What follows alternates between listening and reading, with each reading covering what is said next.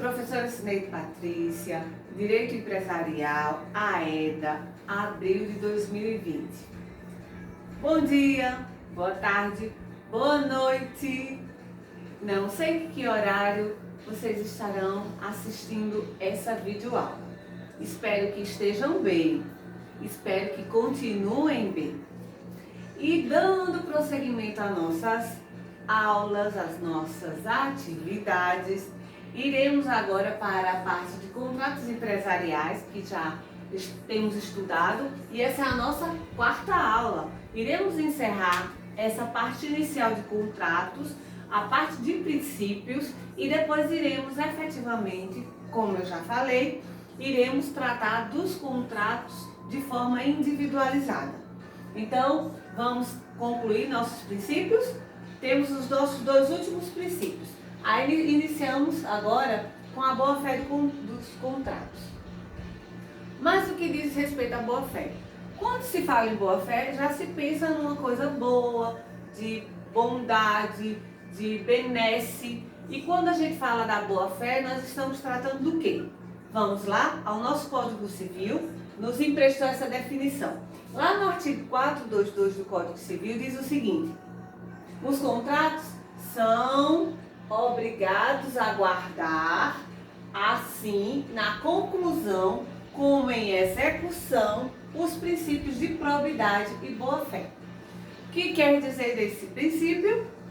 Que visa orientar a formação do contrato por esse mecanismo, as partes obrigadas a dirigir a manifestação da vontade dentro dos limites dos interesses que levaram as partes a se aproximarem de forma aberta, verdadeira, sem uso de subterfúgios ou intenções não expressas no instrumento formalizado.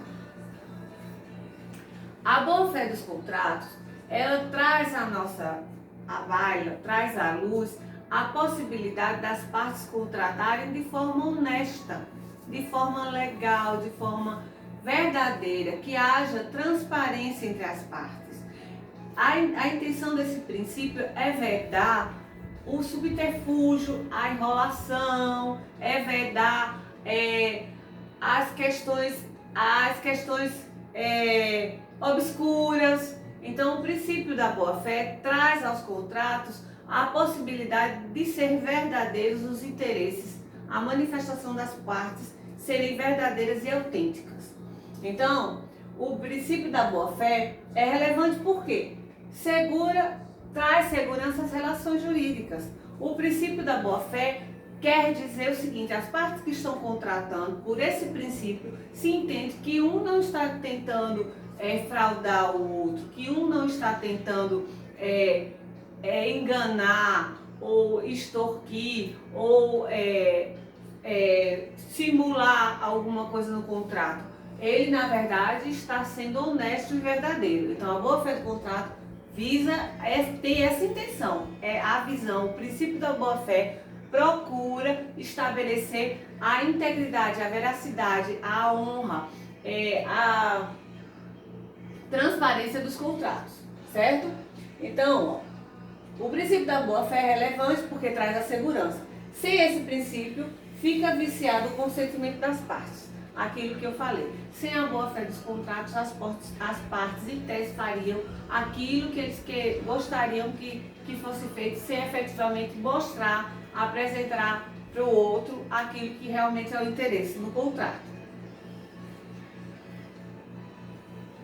Como já se referiu a Rolando Gomes, o princípio da boa-fé diz respeito mais à interpretação. Vamos ler aqui o que ele diz. Por ele, significa que o literal da linguagem não deve prevalecer sobre a intenção manifestada na declaração da vontade ou dela inferível. Ademais, subtende-se que, no conteúdo do contrato, proposições que decorrem da natureza das obrigações contraídas ou se impõem por força de uso regular da própria equidade. Então, o que ele quis dizer é justamente isso que nós verificamos anteriormente, que o contrato, ele precisa ser legal, ele precisa ser verdadeiro. As partes precisam manifestar de fato a vontade que as levam a chegar até aquele fim. Então, lembrando que o nosso contrato, ele precisa ser verdadeiro, as partes precisam serem autênticas no momento de transacionar. Eles não podem usar subterfúgios com a intenção de enganar um ao outro. Na verdade, a boa-fé dos contratos é para que se pondere a real vontade, o real interesse das partes em contratarem. O último princípio, mas não menos importante, diz respeito ao dirigismo contratual. Mas que nome estranho, dirigismo contratual, diz respeito a dirigir alguma coisa? Então vamos ver. Este princípio parte da necessidade de se controlar o individualismo contratual. Nós já falamos em várias situações dos contratos, os 7 princípios dos contratos. E agora o dirigismo fala do quê? Da necessidade de ponderar a questão do individualismo. Então, J.M. Orton diz o seguinte: a lei não pode permitir que o indivíduo seja absolutamente livre para contratar, porque se permitisse, ele agiria por índole, no interesse próprio, não no interesse social. E aquele que assim não procedesse constituiria, de certo, um caso sintomático à luz da psicanálise. Portanto, o indivíduo agiria sempre em detrimento da ordem jurídica. O que esse nosso doutrinador quer dizer aqui? Na verdade, ele disse o seguinte: olha, gente, se nós partirmos de um princípio que o ser humano ele é falível e que ele sempre vai buscar o seu interesse próprio, nós temos que colocar no âmbito, como nós colocamos a autonomia a força dos contratos. Quando a gente fala em dirigismo contratual, o que nós queremos dizer? Que há um limite, como nós falamos anteriormente nos outros princípios. Todos os princípios, um se une ao outro, um complementa o outro. E na intenção, esse dirigismo contratual seria o quê? Que todos sabem que o indivíduo vai buscar a sua vontade, vai buscar o seu interesse. E se ele não fizer, como diz o Orton, ele teria que ser estudado à luz da psicanálise. Então, a intenção desse princípio é que haja um limite, que haja um limitador entre a vontade individual de cada uma das partes. Essa função é também denominada regulamentação legal do contrato e dirige-se a controlar o individualismo contratual. Não é, tá vendo? Para vocês observarem que uns princípios não se sobrepõem ao outro. Ele não é equivalente ao princípio da supremacia da ordem pública. Ele é mais amplo e abstrato, mas procura circunscrever a atuação do Estado em setores particularizados. Então, ao contrário do princípio da supremacia da ordem pública, que a ordem pública ela simplesmente delimita, simplesmente ela faz um limitador para que haja equação nos contratos. Já no dirigismo, quase não sai, né, gente? Já no dirigismo contratual, ele é uma observação ampla do que é abstrato. Então, apropriamente, nesse caso aqui, apropriamente a intervenção do poder público em determinados campos, relativamente a certas empresas, o funcionamento depende da vontade do Estado, que disciplina o relacionamento com os indivíduos, impondo regras e limites do poder de expropriações. Então, nós iremos ver o seguinte: quando existe a função de contratar uma empresa que vem do exterior, precisa autorização governamental. Então, existem situações onde o dirigismo contratual é utilizado, esse princípio. Ele não é um princípio que se estende a todas as situações, mas a algumas situações específicas. Então, em síntese, é necessário proceder com honestidade. Então, assim, considerando agora o dirigismo contratual, como eu falei agora, só para fechar a questão do dirigismo, ele é uma intervenção do Estado na formalização do contrato. O contrato deve ser escrito, por exemplo, Para determinada empresa é necessário que haja um contrato formal, é necessário que aquele contrato tenha isso, isso e isso. Então, no caso do dirigismo, o princípio do dirigismo contratual diz respeito a situações específicas. Então, em linhas gerais, os nossos 7 princípios, lembrando agora dos nossos princípios que norteiam os contratos, é importante que vejam que há a autonomia da vontade, que há a função social. E isso por quê? Por que nós precisamos de cada um nisso? Por quê? Para que haja um contrato, para que haja um negócio real, para que haja um negócio efetivamente aceito pelas partes e pelo nosso Estado, ele precisa, em sua essência, ter sido com honestidade, ter sido observado as partes, ter sido uma manifestação expressa das vontades, dentro do limite, não pode ser estabelecido fora da honestidade, dos bons costumes e da ordem pública. Então, em síntese, é necessário proceder com honestidade dos negócios jurídicos. O contrato, em essência e por definição, é um congresso de vontades para formar um ato jurídico e não expediente de exploração do homem pelo homem. Ok? Então, encerrando a nossa parte dos 7 princípios, iremos tratar agora do quê? Do regime jurídico. O que acontece? Nós temos os 5 princípios que levam os nossos contratos e agora iremos estudar o quê? Que no direito brasileiro os contratos podem ser sujeitos de 5 regimes diferentes. Quais são eles? Administrativo, trabalho, civil, comercial e consumo. Então, nessas 5 óticas, os nossos contratos serão observados. Os nossos contratos empresariais. Então, mas o que diz respeito? O que tem a ver o contrato empresarial com o direito administrativo? Vamos ver de forma sucinta. Quando o empresário contrata com o poder público ou concessionária de serviço público. Observaram? Então, os nossos contratos empresariais, eles estão vinculados se refere a contratos entre empresários, sociedades empresárias e empresas individuais, empresário individual.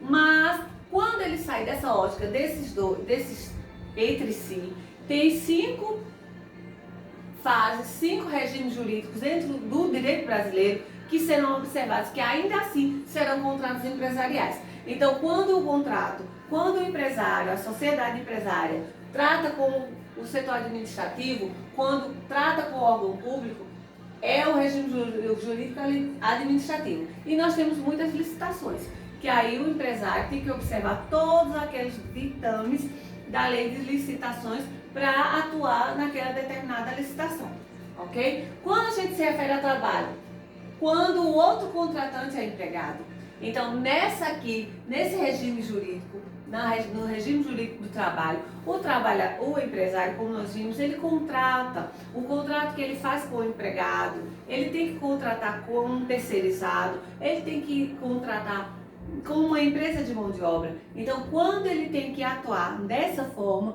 ele está agindo com mais um dos regimes jurídicos. Ele está contratando com o trabalho e ele vai ser, essa questão aqui, ele é vinculado ao que diz respeito lá na CLT, nas relações de trabalho. Quando diz respeito ao regime jurídico, mais um regime jurídico civil, mas como um empresário está lidando, contratando no âmbito civil, sim, qual a situação? Utilizado nos demais casos em que o contrato não for mercantil, administrativo ou do trabalho, ou de consumo, regido pelo Código Civil e por leis específicas.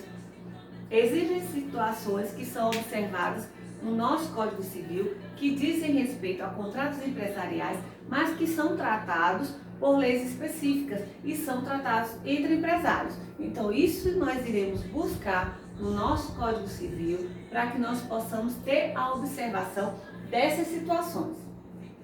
E quando no âmbito comercial, que é o nosso nossa lide, nosso trato, nosso dia a dia empresarial, que é regido pelo Código Comercial, que foi revogado, mas no âmbito comercial, quando o quê? O contrato se realiza entre o quê? Empresários e empresários e empresas. Então, esse contrato efetivamente é comercial quando tratado entre empresários e empresas.